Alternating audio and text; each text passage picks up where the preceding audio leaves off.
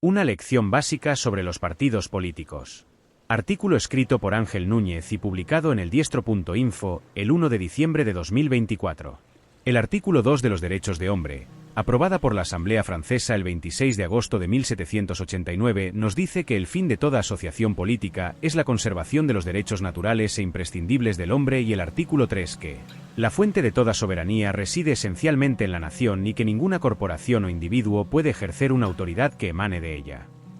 La revolución masónica, hagamos un poco de historia, supuso el inicio de la tradición supuestamente democrática, en la que el ciudadano elegiría a su gobernante. ¿Qué es una asociación política? No está para defender intereses públicos, sino primero de tipo corporativo, de ideologías para que los miembros del partido entiendan el origen, proceso y fin de sus decisiones, poniendo todo en una balanza, en la que los intereses personales queden cubiertos, como primera prioridad, el resto tiene que esperar su turno. No sea que la estructura del partido se debilite o, peor aún, que desaparezca.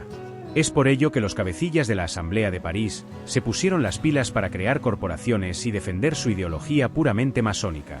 Que la soberanía, según dice el artículo 3, resida en la nación, nos habla del espíritu expropiatorio de estos grupos, del animus para ser dueños de los países, como lo son de sus economías, sus estructuras políticas, sus recursos y de quienes hacen las leyes, puestos a dedo como peones de ajedrez, para cumplir órdenes. Por eso, no hay corporación y mucho menos individuo que pueda ejercer autoridad, dado que el Estado tiene sus amos y el resto son esclavos, y los que ejecutan los mandamientos masónicos, no se sabe si son sicarios pagados para sus sucios planes, a menos que sean peones de sus intenciones, como en el caso de los sindicatos o de las ONGs, pagadas por la Open Society de Soros. Todo ello, muy pensado desde 1789, cuando se decidió la representación del ciudadano, como única forma de que éste no ejerciera sus derechos, lo más peligrosos para sus amos, y, de paso, engañarlo, haciéndole creer que escoge a alguien para que resuelva su vida y que puede cambiarlo mientras le desee, el perfecto timo de la estampita, elaborado ya desde que,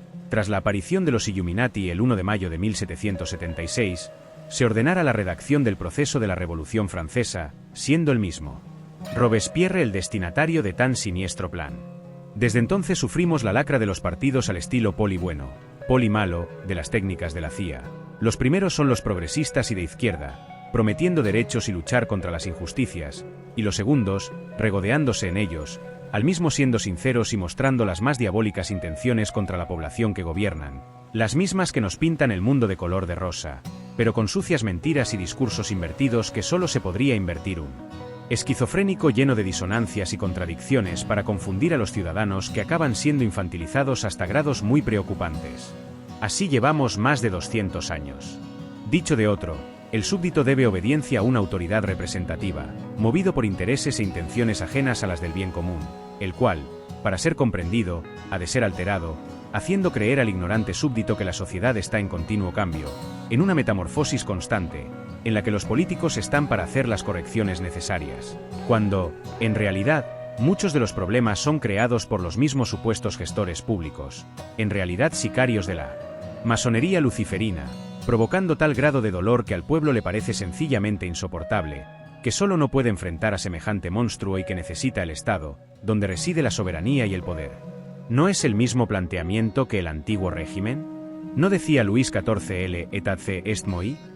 ¿No nos confirma eso mismo el dictador Pedro Sánchez al revertir esa declaración del pueblo salva al pueblo con aquella, según la cual, el Estado somos todos, algo solo comprensible si quien ostenta el control de todas sus instituciones se cree emperador y Dios, tanto que se auto-otorga la decisión de decidir en nuestro nombre? La masonería y la Revolución Francesa entonces solo corrió un tupido velo. No cambió nada del esquema anterior y lo perfeccionó para crear una masa social de borregos hambrientos que no se revolucionaran contra sus sicarios gobernantes en la sombra. Es lo mismo que hace la izquierda, con los discursos que se pueden escuchar ahora en Sevilla en el 41 Congreso del PSOE, vacíos, sin contenido, con el fin de adorar al líder, como al dios Moloch, como si este partido fuese una secta de fanáticos a los que, no solo no les interesa a los españoles, sino que, en el nombre de su engaño, de su pérfida mentira, de los falsos derechos que encierran la pobreza y el dolor más profundo para alimentar la dependencia hacia sus sucias gestiones criminalizadas, por parte de ciudadanos que acaban siendo puros ignorantes de lo sucio que puede llegar a ser el poder,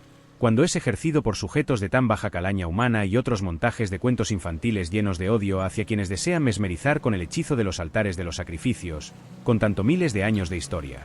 No existe ningún partido que no pase por el filtro, del mismo modo que ocurrió en París tras la revolución que dio lugar a la era contemporánea de la nueva esclavitud humana. Ninguno de ellos osa criticar la Agenda 2030 y sus 17 diabólicos objetivos, la visión modernizada de la nueva política, dirigida hacia el control del mundo, sueño de cualquier satánico que se precie, pasando por encima de nuestros cadáveres si fuera necesario.